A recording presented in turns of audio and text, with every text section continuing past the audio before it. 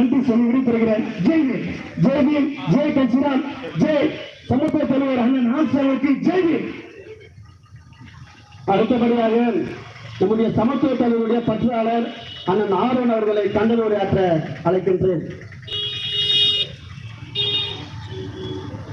வருகின்ற பொறுப்பாளர்கள் தயவு செய்து நேரத்தை கருதி உங்களுடைய கண்டனவுடைய ஒரு 5 நிமிஷம் மட்டும் பதிவு பண்ணீங்கன்னா ரொம்ப சிறப்பா இருக்கும்.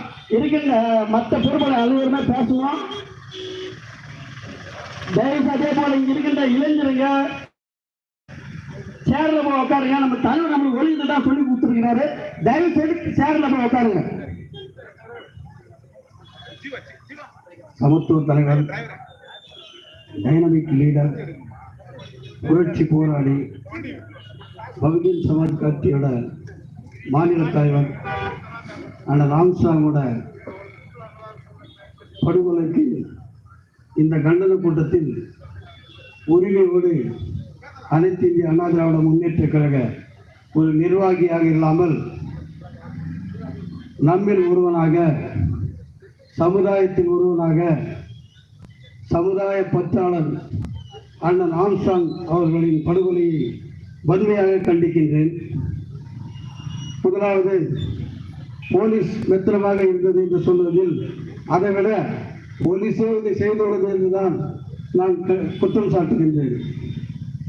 காரணம், அண்ணன் படுகொலை செய்த அன்று இரவு 10 மணிக்கு நான் ரெட்டிஸிலிருந்து டோல்கேட் வழியாக நம்முடைய கிராமம் குமார் வேகிப்பேட்டைக்கு வருகின்றேன்.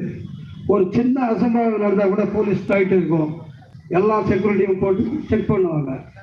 ஆனால் அன்றைக்கி நான் 10:20க்கு அங்கே வெளியே வரேன், ஒரே ஒரு போலீஸ், அட்லீஸ்ட் ஹெல்மெட் போகிற இடத்துக்கு கேட்கறதுக்கு கூட ஒரு போலீஸ் நாடி இல்லைங்க. அவ்வளோ ஒரு கவனக்குறைவான அந்த நடவடிக்கை என் கண்ணால் பார்க்க முடிந்தது. ஒரு மிகப்பெரிய தலைவன்,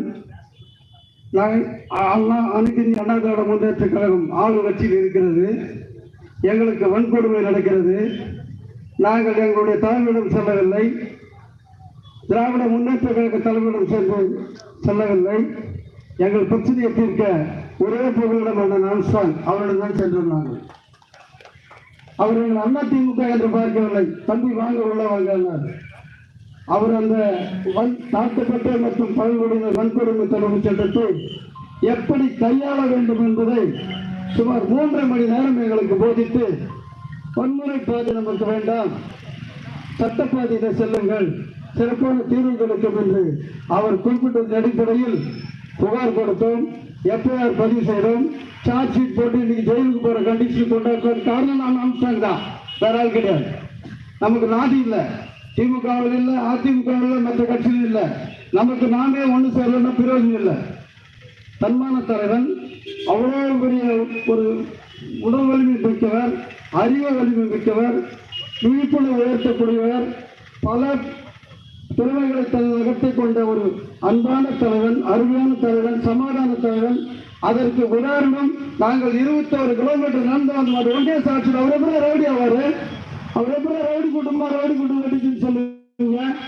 அதுக்கு யாருக்கு உரிமை இருக்கு?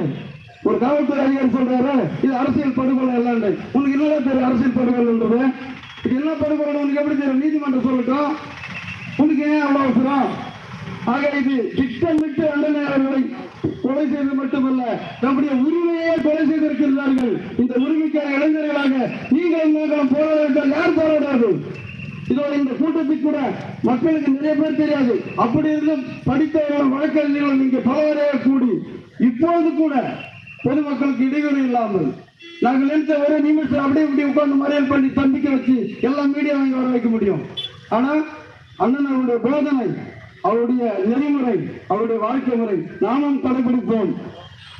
வீழ்ந்தது அண்ணன் அல்ல, புதைக்கப்பட்டது அண்ணன் அல்ல, நம்முடைய உரிமைகள் புதைக்கப்பட்டிருக்கிறது. புதைக்கப்பட்ட உரிமைகளை வென்றெடுக்க அனைவரும் ஒன்று செல்ல வேண்டும்.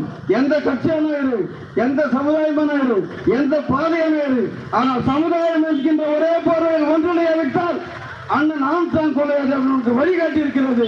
தயவுசெய்து நண்பர்களே, ஒன்றுபடுவோம், வென்றெடுப்போம்.